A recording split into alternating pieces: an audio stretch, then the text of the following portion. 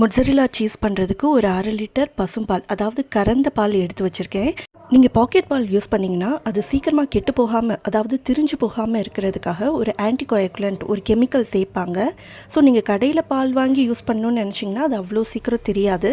But வேறு வழி இல்லை, பாக்கெட் பால் தான் கிடைக்கும்னா ரெனட் டேப்லெட்னு ஒன்று இருக்குது.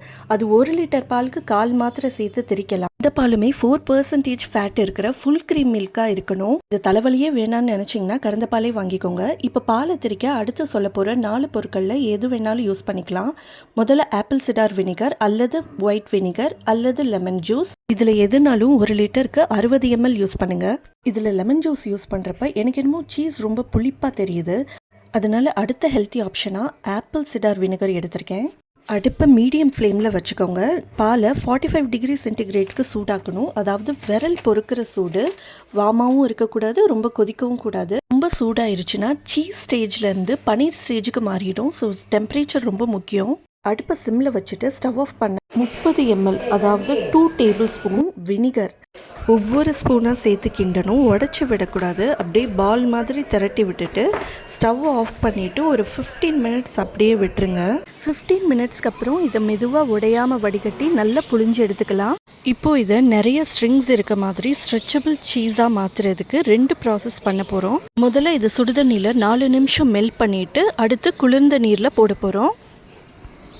இதுக்கு சுடுதண்ணி தான் வைக்கணும்னு அவசியம் இல்லை. நம்ம யூஸ் பண்ண பாலையே திரும்ப சுட வச்சுக்கலாம். நல்ல சூடு இருக்கணும், ஆனால் கொதிக்கக்கூடாது. காலையில் போட்ட காஃபியை திரும்ப சுட வச்சு கொடுப்பீங்கல்ல, அந்த சூடு பார்த்துக்கோங்க.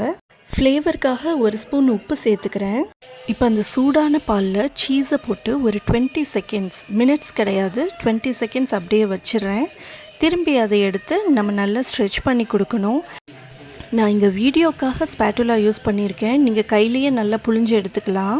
இந்த வெந்நீரில் போட்டு எடுக்கிற ப்ராசஸை மொத்தம் ஒரு 4 நிமிஷத்துக்குள்ளேயே பண்ணி முடிச்சிருங்க. ஒரு 4 டைம்ஸ் அந்த மாதிரி பண்ணால் போதும். இது செய்கிறதுக்கு ரொம்ப ஜாலியாக இருக்குன்னு ரொம்ப நேரம் பண்ணிக்கிட்டு இருந்தீங்கன்னா சீஸ் வந்து ரப்பர் மாதிரி ஹார்டாயிரும். இதெல்லாம் நான் ஆரம்ப காலத்தில் பண்ண மிஸ்டேக்ஸ் தான். ஸோ அதுதான் உங்களுக்கு சொல்கிறேன். இதுக்கப்புறம் நம்ம ஐஸ் வாட்டரில் சீஸை போட்டு எடுத்து ஹார்டாக்க போகிறோம். அப்போ தான் நமக்கு துருவுறப்ப கிரேட்டரில் கையில் ஒட்டிக்காமல் நல்ல பதமான ஒரு ஷேப்பான அந்த ஷேப் அப்போ தான் கிடைக்கும். அவ்வளோதாங்க. இப்போ தண்ணியெல்லாம் நல்லா ஒட்டை புழிஞ்சு எடுத்துட்டு ஒரு கவரில் சுற்றி டிஃபன் பாக்ஸில் போட்டு டெய்ரி ப்ராடக்ட்ஸ்லாம் வைப்போம்ல, பால்லாம் வைப்போம்ல, அந்த இதில் ஃப்ரிட்ஜில் வச்சுக்கலாம். இதை 2 வாரம் வரைக்கும் யூஸ் பண்ணிக்கலாம். அதை விட ஒரு ஏர்டைட் கண்டெய்னரில் இந்த வேவ் வாட்டர், இந்த பால் தண்ணி இருக்குல்ல, அதை ஊற்றி இந்த பாலை போட்டு நல்லா ஏர்டைட்டாக லாக் பண்ணி உள்ள டெய்ரியில் வச்சிட்டிங்கன்னா இன்னும் ரொம்ப நல்ல வாசனையாக நல்ல ஃப்ளேவர்ஃபுல்லாக இருக்கும். சீக்கிரமாக காஞ்சு கலர் மாறாமல் இருக்கும். இதை நான் வெயிட் போட்டு பார்த்தப்ப 1/2 லிட்டர் கறந்த பாலுக்கு 24 கிராம் சீஸ் கிடச்சிருக்கு. ஸோ சின்ன அளவில் பண்ணுறப்ப இது லாபமாக இல்லை கடையில் வாங்குறது லாபமானு நீங்களே பார்த்துக்கோங்க.